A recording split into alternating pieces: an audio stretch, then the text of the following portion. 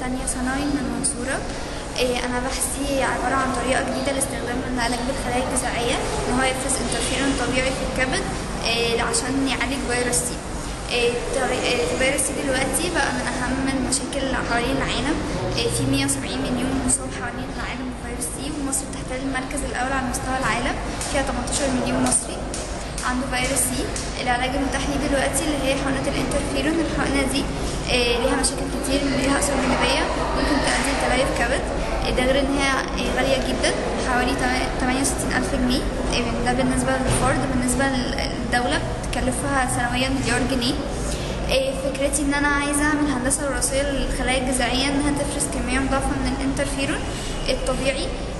الانترفيرون اصلا دي مادة طبيعية في الجسم بتتفرز من الخلايا المناعية، بتعمل ان هي بتقلل تكاثر الفيروس وبتحمي الخلايا ان هو يدخلها، بس في مرضى فيروس سي بتتفرز بكمية قليلة، بالتالي بيزودوها عن طريق الحقن.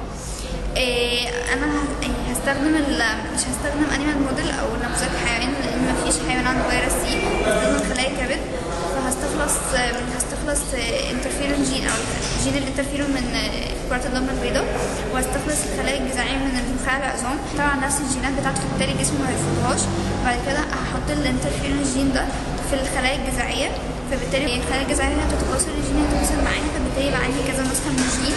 بعد كده هحولها لخلايا كبد واحطها مكان الخلايا التالفه بسبب الفيروس، بالتالي لما يجي الفيروس يهاجم الكبد مره ثانيه يبقى عنده قابليه ان هو يفرز كميه مضاعفه من الانترفيرون ضده، بالتالي هتبقى طريقه امنه.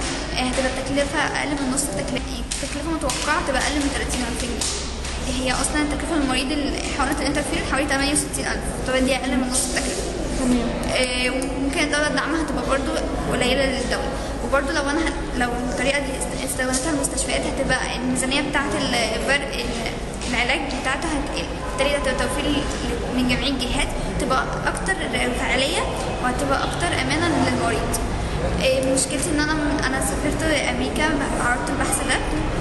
مشكلتي ان انا ما جربتش بحثي هنا في مصر، مش لاقي حد يدعمني ومش لاقي حد يقف جنبي.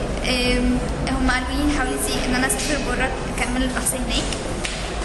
انا واخده اول على الجمهوريه مرتين، مره في انتل بس في 2013 السنه اللي فاتت، ومره تانية في معرض MSA في 6 اكتوبر.